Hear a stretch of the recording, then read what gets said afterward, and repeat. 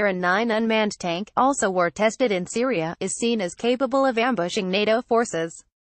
Russia will use Wednesday's annual Victory Day parade, commemorating the Allied victory against the Nazis in World War II, to display its latest firepower. The remote-controlled Uran-9, with 30mm cannon and anti-tank guided missiles, will take its first bow in front of Putin and the Kremlin elite. It is seen as an ambush predator for NATO tanks on a modern battlefield. For the future, Moscow is also designing a robotic version of its powerful T-14 Armata. The Uran-9 is designed for reconnaissance, fire support, and destroying tanks. It can strike targets at a distance of up to 16,000 feet in daytime and 9,850 feet at night. The 12-ton system is equipped with a 30mm 2A7-2 automatic cannon, a 7.62mm machine gun, Shmel-M rocket flamethrowers, and the Ataka anti-tank guided missile launcher. NCTHE Uran-9 unmanned tank has been war-tested in Syria on parade in Moscow. 2 will be the Uran-6, a robotic mine clearance vehicle, and Corsair short-range drones. The military robot display follows Russian Defense Minister Sergei Shoigu's recent pledge to fast-track the automation of the Kremlin's growing military machine. Asked if the soldiers' role would change in future with hostilities conducted with remote-controlled equipment, he said, "Why near future? This is already a reality and being realized quite energetically." Russian Defense Minister Sergei Shoigu is confident in Russia's fast-growing mechanical army. "We have begun creating combat robots. Their state and army tests are nearing completion. And I hope we will begin their serial production as early as this year." Sergei Shoigu. A few years ago, the Russian army had 160 unmanned aerial vehicles. Today the number is almost 1,800, he boasted. "We have begun creating combat robots. Their state and army tests are nearing completion. And I hope we will begin their serial production as early as this year," Shoigu said.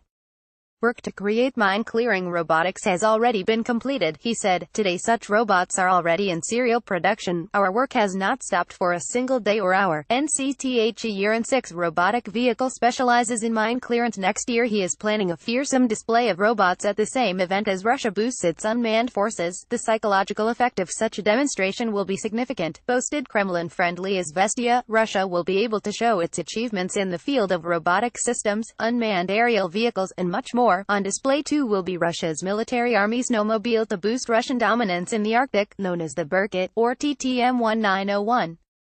Originally based on a Lada engine, it has a regular gearbox with 3 pedals, a steering wheel, 2 seats with 2 cabin heaters, but it is armed with a machine gun.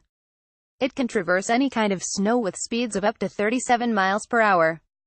Some 55,000 troops, 1,200 weapon systems and 150 warplanes will take part in military parades in 28 cities across Russia on the 9th of May.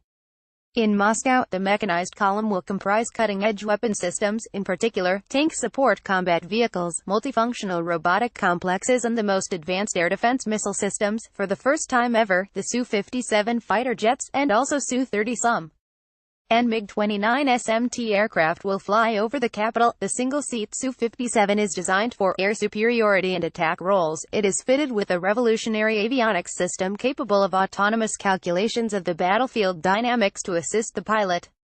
The fighter is also equipped with airborne active phase array radar, which allows it to see air, ground and naval targets at distances far beyond most modern systems. Once in full service, expected next year, it will be capable of striking the enemy with a variety of modern weapons, including short, medium and long-range air-to-air, air-to-ground, and special anti-radar missiles. Built from composite materials, the super-maneuverable stealth fighter includes an in-flight refueling system.